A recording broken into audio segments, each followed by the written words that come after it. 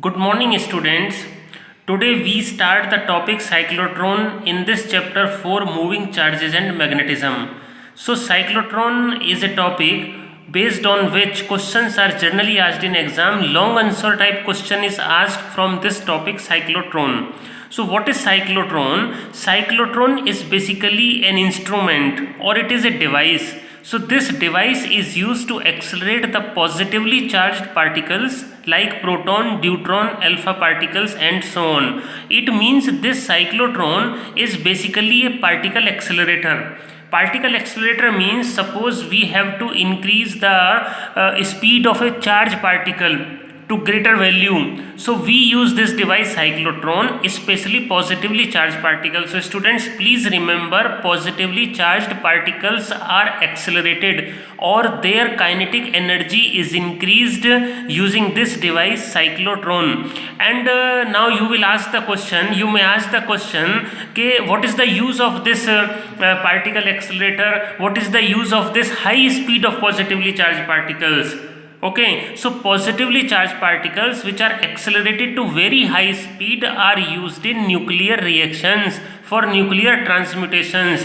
Students, you know nucleus is a stable identity. So to break the nucleus into fragments, very high energetic particles are required, and these high energetic particles are achieved with the help of this device cyclotron. So cyclotron is a device which is used to accelerate the positively charged particle, especially positively charged particles. So this is the limitation of the device. Negatively charged particles cannot be accelerated. I mean, we cannot increase the speed of negatively charged particles as well as uncharged particles like neutron. Only positively charged particles can be accelerated using this device cyclotron. Now this device is based on some important principle that is related to electric field and magnetic field. In the previous unit we have covered electric field, and in this unit we are studying the magnetic field. So this cyclotron principle is based on the fact that a positively charged particle can be accelerated to sufficiently high energy with the help of small value of oscillating electric field. Means we can accelerate to greater speed with the help of oscillating electric field which has some definite frequency, very high frequency this electric field has, and by making it to cross the same electric field time, and again the use of a strong magnetic field, and at the same time very strong magnetic field is also used. So I can describe the construction of the cyclotron. You can see the diagram of this device cyclotron.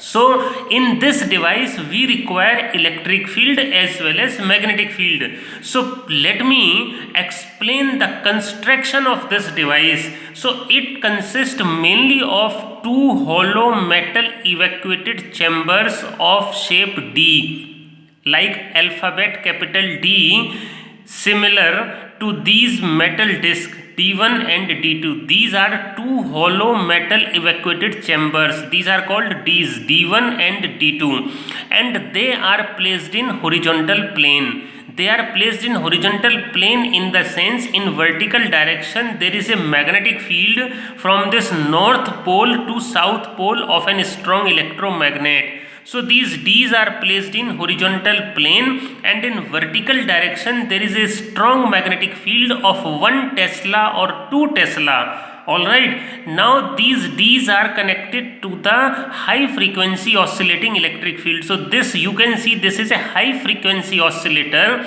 or this provides an electric field of alternating nature. I mean 10 raised power 7 hertz frequency, very high frequency. So electric field keeps on changing its polarity and value continuously. Alright, and at the end of this D there is a deflecting plate. This deflecting plate is used to deflect the charged particle at the end, and through this window it is taken out, and finally outside the window there is a target nucleus. This is target nucleus where we have to make a hit, we have to make a collision of this accelerated charged particle and target. Alright, so this is construction, and this entire arrangement is enclosed in a steel box. Okay, evacuated chamber. Evacuated means when the particle which is to be accelerated does not collide with any other particle, even air particles, any gaseous particle, any dust particle, so it is evacuated. Okay, so this whole arrangement is shielded in a cemented or in a steel box. Okay, so now how does it work? This is all about the construction. So I can read this construction. I have written in this on this sheet construction. It consists of two hollow evacuated metal chambers D1 and D2. I have already explained you, called Ds, and these are placed horizontally. These Ds are connected to an high frequency oscillator which provides potential difference of 10 raised power 4 volt. 10,000 volt potential difference is provided at frequency 10 raised power 7 hertz. So these are enclosed in an evacuated steel box and insulated from it. The magnetic field is perpendicular to the plane of these. Now working and theory. So how does it work? The cyclotron how does it work? Okay, so in order to understand the working, what is the basic function of the cyclotron? Basic function of cyclotron is to accelerate the positively charged particles. Okay, so the positive charged particle which is to be accelerated is placed in the region between these two D's.